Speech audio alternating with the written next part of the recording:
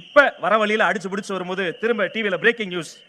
நம்ம Chepauk ground இருக்குல்லைங்க, IPL நடக்கலைங்க, சேப்பாக்கத்தில் விசிலுக்கு தடை. அடப்பாவிகளா, சேப்பாக்கம் மைதானத்தில் விசில் ஊதினால் சேகுவேராவுக்கு ஜுரம் வருதான். சேகுவேரா இதையெல்லாம் கேட்காம நல்ல வேளை ஃபிடல் காஸ்ட்ரோ செத்து போயிட்டார். அவர் மனசு என்ன பாடுபடும்? விளையாட்டு என்பது மக்கள் கவலைகளை மறந்து உடல் உழைப்பை செலுத்தி சந்தோஷமா இருக்கிற இடம். இத்தனை ஆண்டுகளமாக சேப்பாக்கம் மைதானத்தில் விசில் சத்தம் ஓங்கி ஒலித்தது. விசிலுக்குனே பாட்டே போட்டாங்க.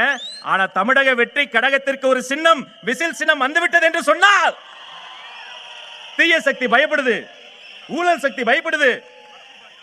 இது இப்படியே போச்சுன்னா அடுத்து என்ன பண்ணுவாங்க?